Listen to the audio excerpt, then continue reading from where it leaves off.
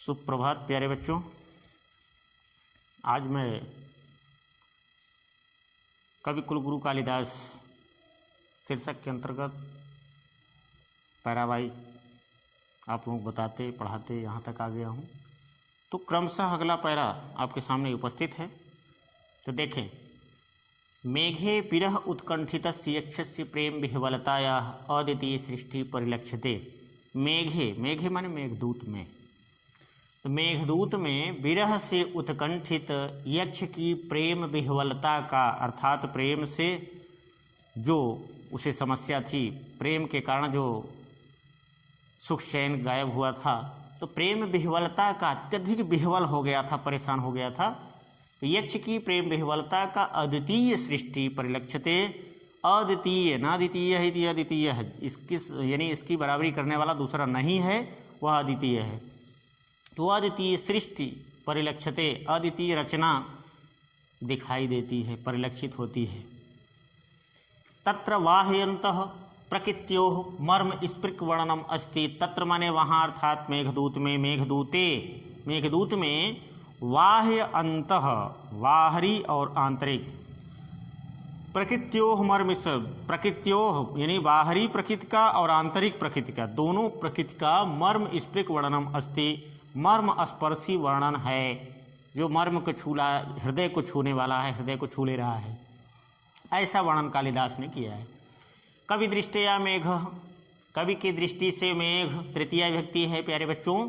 कवि दृष्टया, कवि की दृष्टि से मेघ, मेघ धूम ज्योति सलिल मरुताम सन्निपातो न भूत्वा एकः संवेदनशीलः प्राणी।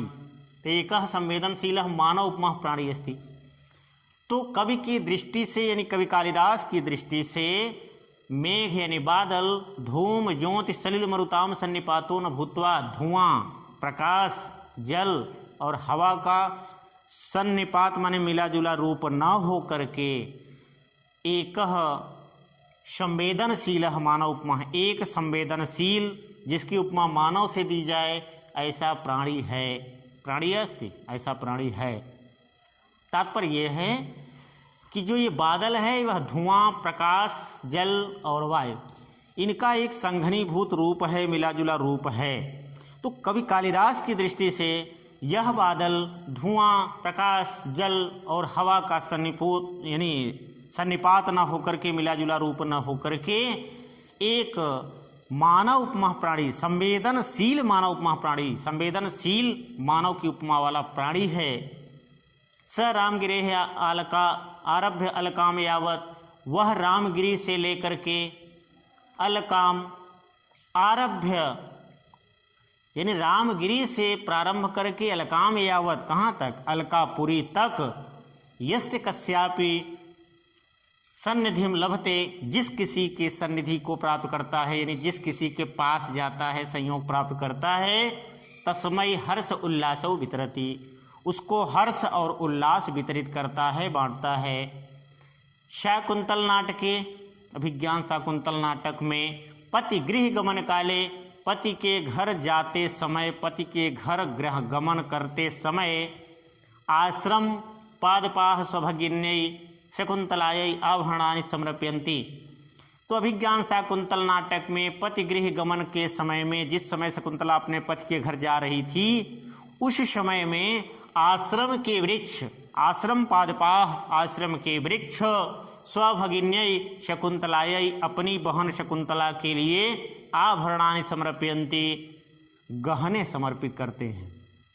इन कालिदास ने कितनी लोक व्यवस्था का बड़े अच्छे ढंग से इसमें दर्शाया है कि जिस प्रकार से आस पड़ोस के लोग, भाई बहन, इस तरीके से भाई बहन की विदाई के समय में यथा संभव सहयोग करते हैं, विदाई याद देते हैं, उसी प्रकार से अब उस वाटिका में, उस जंगल में, उस आश्रम में जो वृक्ष आदि हैं वही उनके सहयोगी हैं। तो अपनी बहन के लिए आभरणानि समर्पयन्ति, गहने समर्पित करते हैं। हरिणार्भकः तस्याः मार्गावरोधं कृत्वा, हरिण आर्भकः, हरिणस्यार्भकः इति हरिणार्भकः, हिरण का बच्चा, तस्याः मार्गावरोधं कृत्वा, उसके यानी शकुंतला के मार्ग को अवरुद्ध करके, मार्ग को रोक करके स्वकीयम निश्चलम प्रेम प्रकटयति, अपने निश्चल प्रेम को प्रकट करता है कि हमारा इतना निश्चल प्रेम है, लगाव है, अगर यहाँ से छोड़ के चली जाओगी तो मेरी देख रेख कौन करेगा, अर्थात मैं किस तरह से रहूँगा। तो अपने निश्चल प्रेम को प्रकट करता है रास्ते को रोक करके। अब जिस वजह से रास्ता रोकता रहा हो, लेकिन कालिदास ने कहा है कि वह अपने प्रेम के कारण मार्ग को रोक रहा है जिससे शकुंतला न जाए। एवं एवं नद्यः प्रेयसी वाचरन्ति, इस प्रकार से नदियां प्रेयसी की तरह, प्रेमिका की तरह आचरण करती हैं।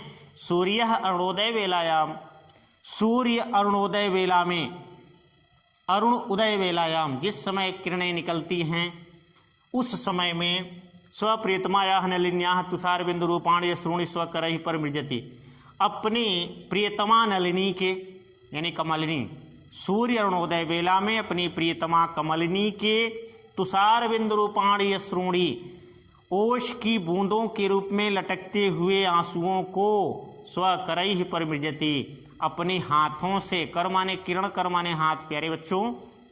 तो अगर सूर्य है तो अपने किरणों से, और सूर्य अगर प्रेमी है, कमलिनी प्रेमिका है, तो अपने हाथों से, स्वकरैः अपने करों से यानी अपने हाथों से, परिमृजति, परिमृजति माने होता है साफ करना, पोंछना, सुखाना।